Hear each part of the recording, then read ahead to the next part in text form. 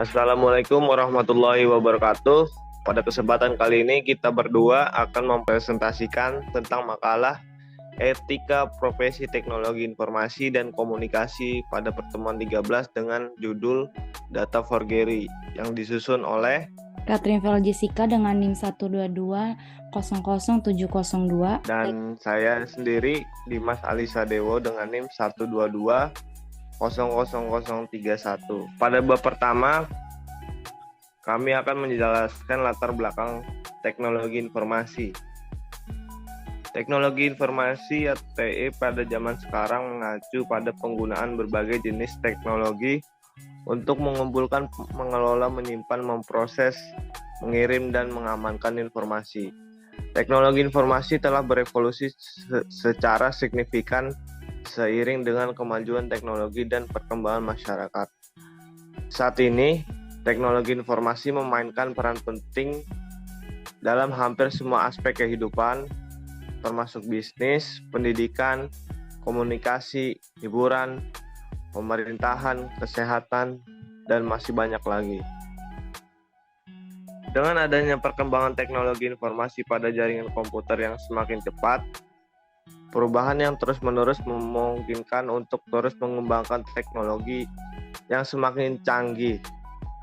Melalui dunia internet, segala sesuatu dapat diakses dengan mudah dalam mendapatkan suatu informasi.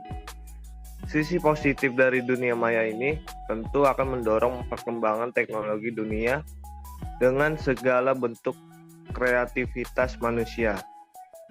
Namun, terdapat sisi negatif dari teknologi yang semakin canggih ini, terutama di internet. Beberapa orang terkadang menyalahgunakan teknologi informasi di internet untuk melakukan tindak kejahatan di dunia maya atau disebut dengan cybercrime, yaitu data forgery, kejahatan yang dilakukan melalui jaringan internet.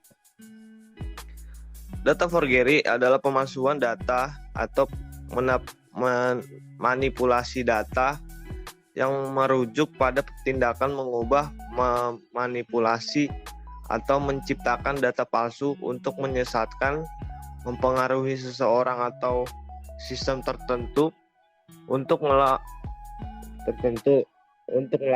data forgery perlu menerapkan praktik keamanan data yang ketat seperti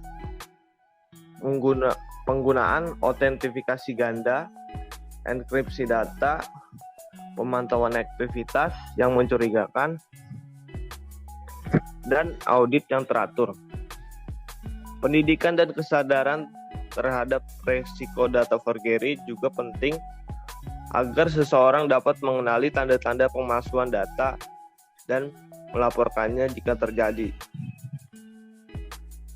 Kemudian di sini ada poin 1.2, maksud dan tujuan. Adapun maksud dan tujuan dari penulisan makalah ini adalah: 1. Untuk memenuhi tugas proyek mata kuliah Etika Profesi Teknologi Informasi dan Komunikasi. 2. Agar dapat memahami tentang data forgery untuk menambah wawasan tentang kasus cybercrime dan cara mengatasinya. Tujuan dalam penulisan makalah ini adalah untuk memenuhi nilai tugas proyek mata kuliah Etika Profesi Teknologi Informasi dan Komunikasi semester 6 pada Diploma 3 jurusan Sistem Informasi. Kemudian di bab 2 saya akan menjelaskan pengertian dari cybercrime. Cybercrime adalah nama lain dari kejahatan di dunia maya. Kejahatan dunia maya ini secara umum didefinisikan sebagai aktivitas ilegal apapun yang melibatkan komputer, perangkat digital lain, atau jaringan komputer. Contoh cybercrime diantaranya yaitu ancaman keamanan cyber seperti rekayasa sosial, eksploitasi kerentanan perangkat lunak, dan serangan jaringan. Berikut adalah beberapa jenis umum dari cybercrime. 1. Penipuan online. Ini termasuk bentuk penipuan yang dilakukan melalui internet seperti penipuan phishing, penipuan kartu kredit, penipuan lelang online, atau penipuan investasi. Pelaku mencoba untuk mendapatkan informasi sensitif atau uang dari korban dengan menyamar sebagai entitas yang sah atau mengirimkan Taurat atau pesan palsu. 2. Serangan cyber. Serangan cyber mencakup berbagai tindakan yang bertujuan untuk merusak, mengganggu, dan mencuri data dari sistem komputer atau jaringan. Beberapa contoh serangan cyber termasuk serangan malware seperti virus, worm, atau ransomware. Serangan DDoS atau Distributed Denial of Service. Serangan hacking untuk mencuri data atau merusak sistem, dan serangan phishing atau pencurian akses ke jaringan telekomunikasi. 3. Kejahatan di dunia maya, yaitu kejahatan yang dilakukan di dunia maya seperti perdagangan narkoba secara online, pencucian uang digital, penjualan barang ilegal atau terlarang seperti senjata atau obat-obatan terlarang, dan kejahatan terorganisir yang menggunakan teknologi informasi sebagai alat komunikasi penyedia layanan ilegal. 4. Pencurian identitas adalah pencurian data pribadi seseorang seperti pencurian informasi kartu kredit, nomor jaminan sosial, atau informasi identitas lainnya.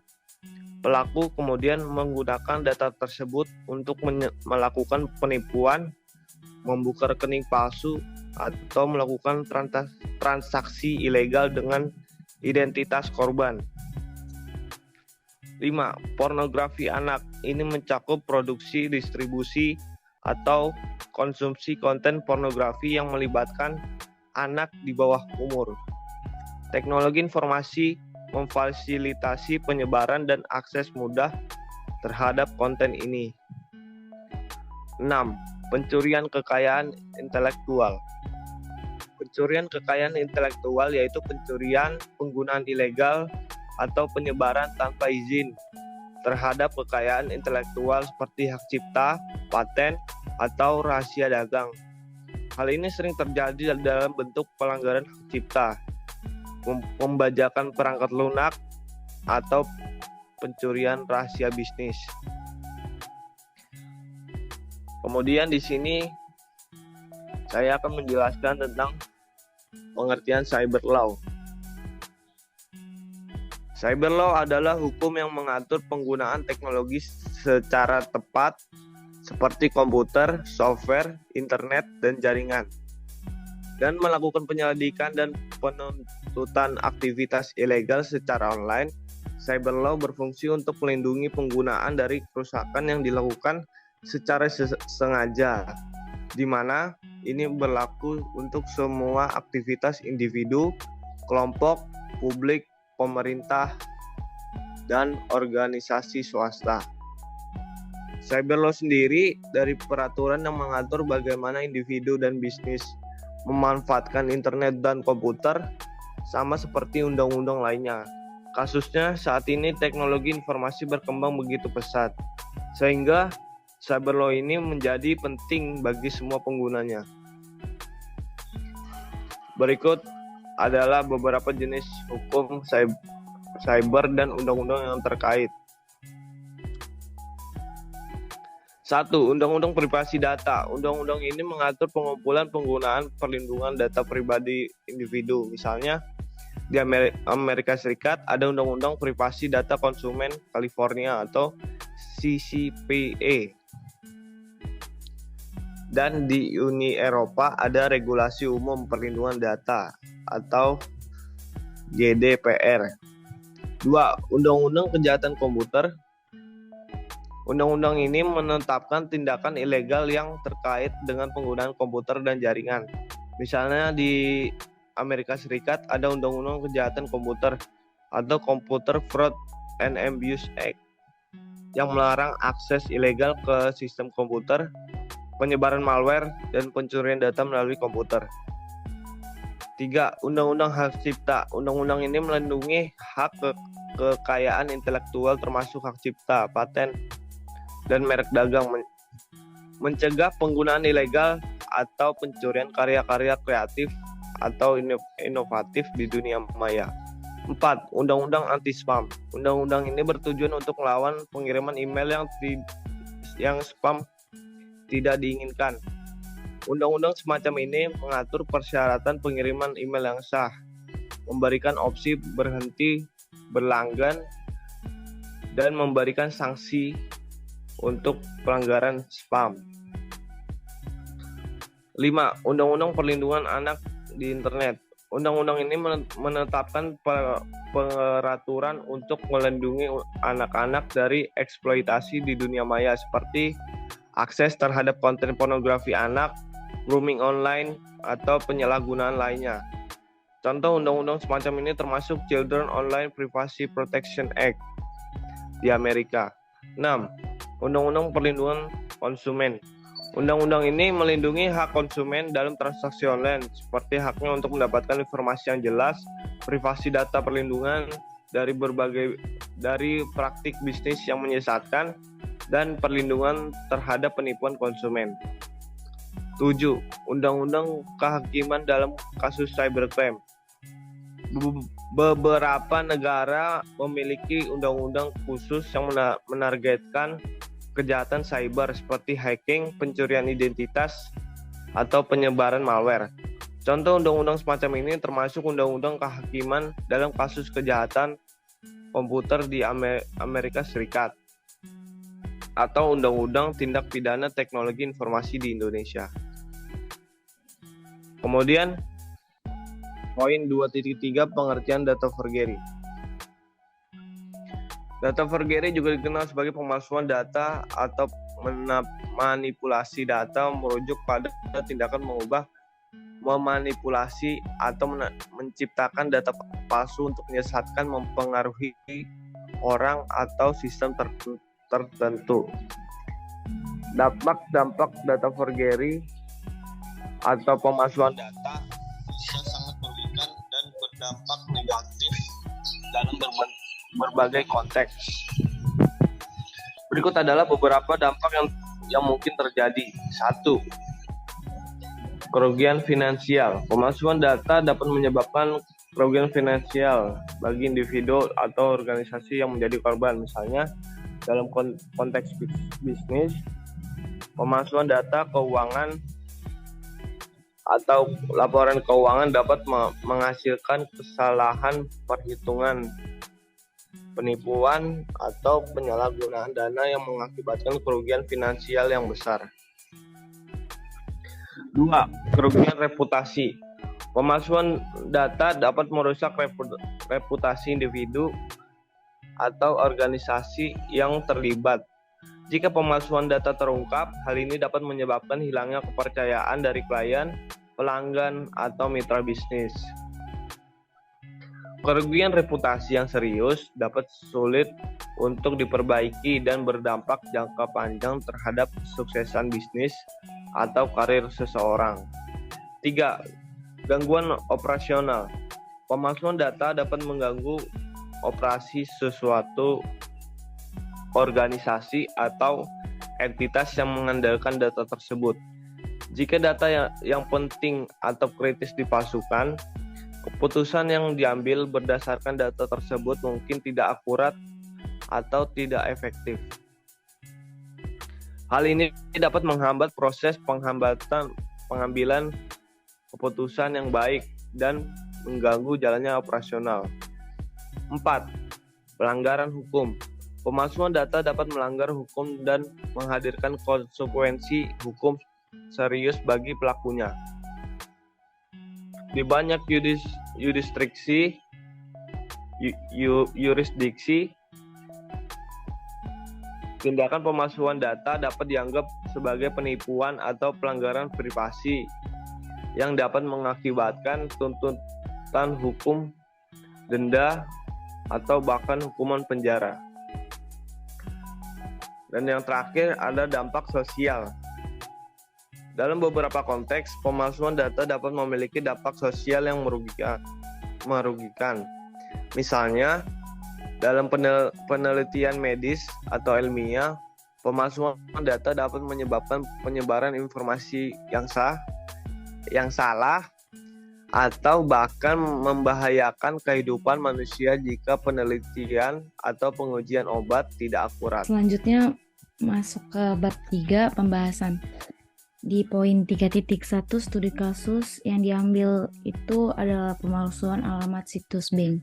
Pada tahun 2021, Bank Rakyat Indonesia atau bisa disebut dengan BRI ramai diperbincangkan terkait penipuan online yang dilakukan oleh pihak-pihak yang tidak bertanggung jawab dengan menyebarkan link untuk membuka alamat situs bank BRI palsu atau tidak resmi.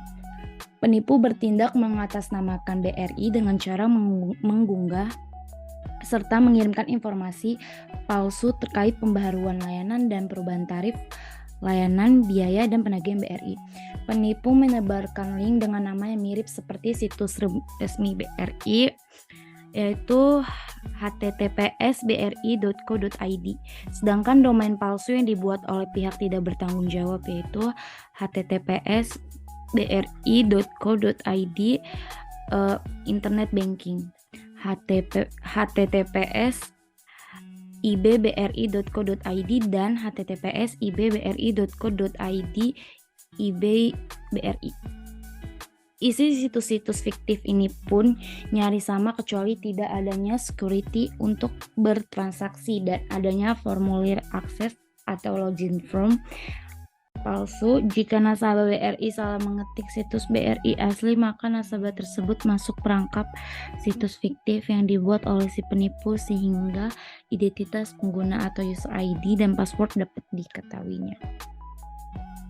Modusnya itu dengan si penipu dengan mengatasnamakan pihak perbankan, salah satunya adalah beredarnya pesan singkat berisi informasi perubahan tarif transaksi menjadi 150.000 per bulan serta link pengisian data pribadi, dan berpura-pura sebagai petugas bank tetapi meminta atau menanyakan paspor, PIN, MPIN BRI, OTP atau data pribadi nasabah.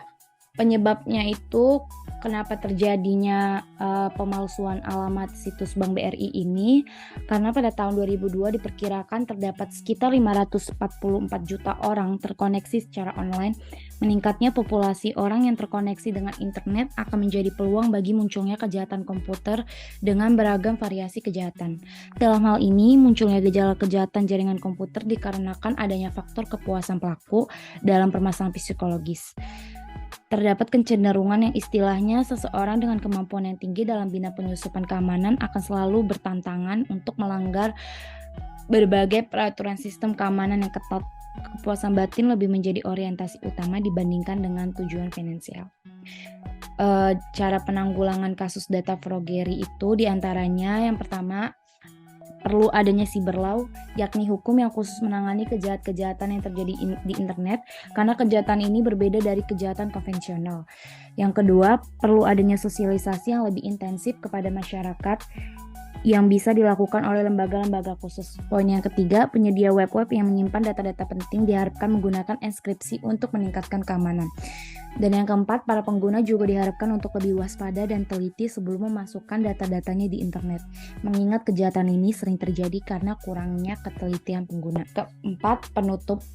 Dari kesimpulan semuanya dari pembahasan data forgery, berdasarkan data yang telah dibahas dalam makalah ini, maka dapat kita simpulkan bahwa data forgery atau pemalsuan data adalah tindakan sengaja memanipulasi atau mengubah data dengan tujuan menyesatkan atau menyembunyikan informasi yang sebenarnya. Pemalsuan data dapat menyebabkan kerugian finansial yang signifikan bagi individu atau organisasi yang menjadi korban.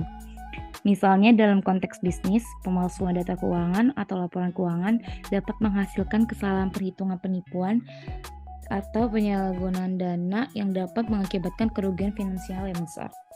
Sarannya, penting untuk diingat bahwa data forgery adalah tindakan yang tidak etis dan melanggar integritas data. Upaya pencegahan deteksi dan penegakan hukum yang tepat sangat penting untuk melindungi integritas data dan mengurangi dampak negatif dari data forgery.